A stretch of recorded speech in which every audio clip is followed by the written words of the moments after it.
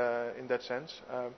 If you guys have good ideas about what kind of things you would like to see on the map geotagged, feel free to send them to finalcontrol@wildearth.tv or to pete@wildearth.tv, and because we can always use good ideas. And once we've got it sorted out or how to work and put things on there, then it's going to be fairly simple to add on to that. So if you have good ideas or things that you'd like to see, yeah, just let us know. Yeah, just questions from the maps. We're wondering what quarry pin is, as well as see that there is a quarry near Philman's cut line.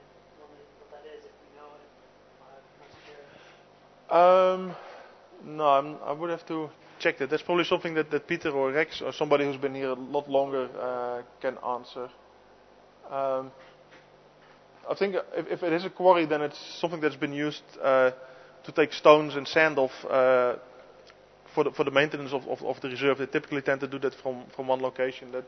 That might be if it is actually a quarry, that might be the explanation for that. So that's where they get the sand to make all the speed bumps on the road, and if there's like a lot of erosion, they get rocks to level the roads again. That might be where that originates from. Let's say.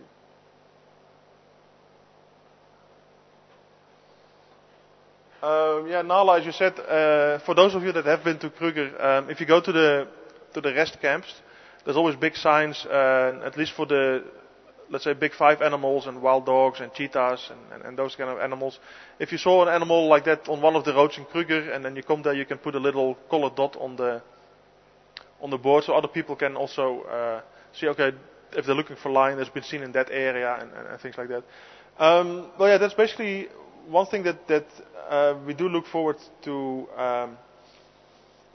doing with our system, and that's also where you, our viewers, are going to be involved, because once we've got it all set up and sorted out, then you will be able to geotag your pictures. And geotagging means that if you take a picture somewhere during the drive, as you do now, you capture it from your screen. At the same time, you can capture the location of where that picture was taken, the GPS location. Some viewers have already done that. I think JP Yeah. has done that. But in a different way, that actually the information of where it was taken is embedded in the picture information, and then with that you can actually put it again on Google Earth. I've done that a couple of times myself with a GPS I had, and then you just have a little file, and then you have the map, and you can just click on the file for that drive or something like that, and then it'll just put little dots on the map. If you click on a dot, you'll see the picture that was taken on that location, so you can see where the picture was taken. So there's lots of functionality that we can implement there.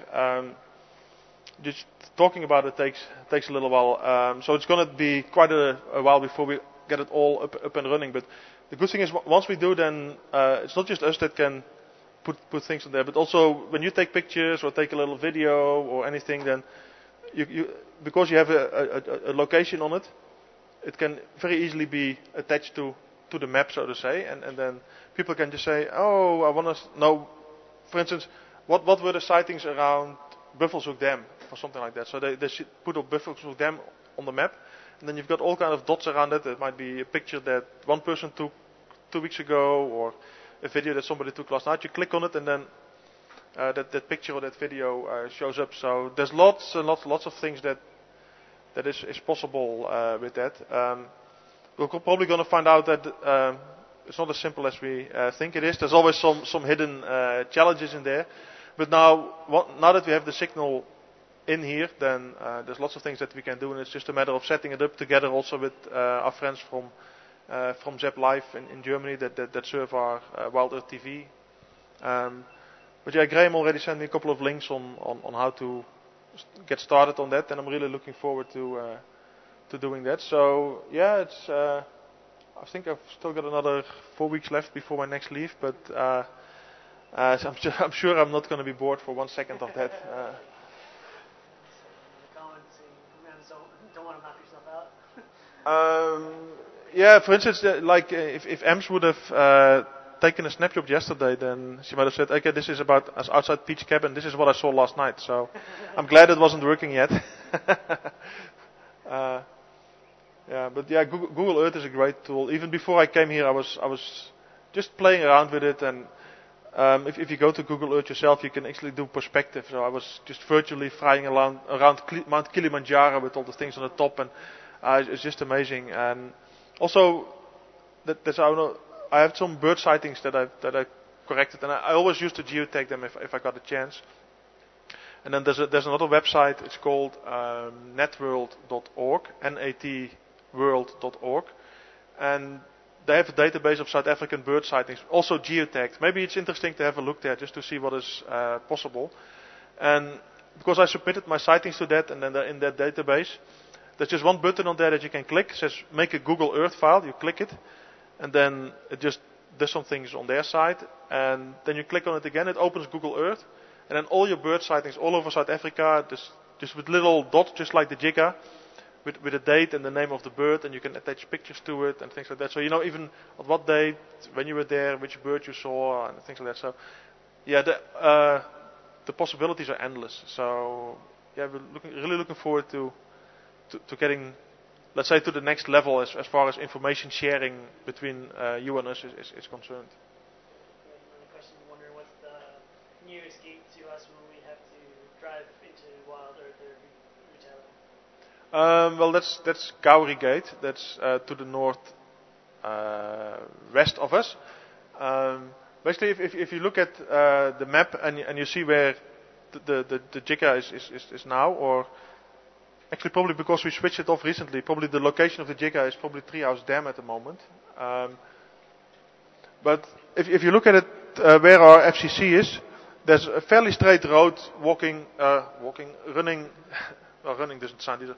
Going to the northwest side. If you just follow that road, and then it comes to, it's almost like a star of all the kind of roads coming in. That's where Gowrie Gate is. Then if you go straight west, that's the road that leads to Dixie, and then after that Utah. And that's outside the reserve. That's the boundary of the reserve. That star of all the roads coming together there. Oh. Lots of little comments going in because I'm just enjoying reading some of the questions and comments for you, and so just smiling a little bit. I always love coming into the chat rooms because it's just a lot of fun chatting with everybody. Lots of great little comments and inside jokes if you're in the chat room. So any new viewers out there, strongly suggest kind of logging on to the We Social Network and kind of going into the chat rooms at times, because just amazing, because you're talking with people throughout the whole world, and just always great conversations on WeChat. So it's a lot of fun, and it actually sounds like a question's coming in. And in the meantime, I'll quickly go back to the watering hole to show that it's still there and still kind of quiet. But I'll take a look. All right. Looks like we have a email question coming in from Simon S. All right.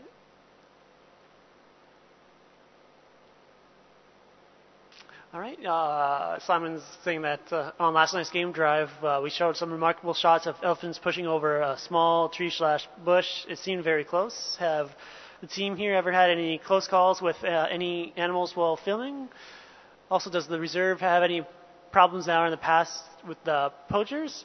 Let's see. Yeah, we've had some interesting close encounters with some animals. Actually, on our first wee walk with our analog equipment, Peter and Herman were out there and actually came across a small breeding herd of elephants to where one of the females did a mock charge, and so that was a very kind of close encounter.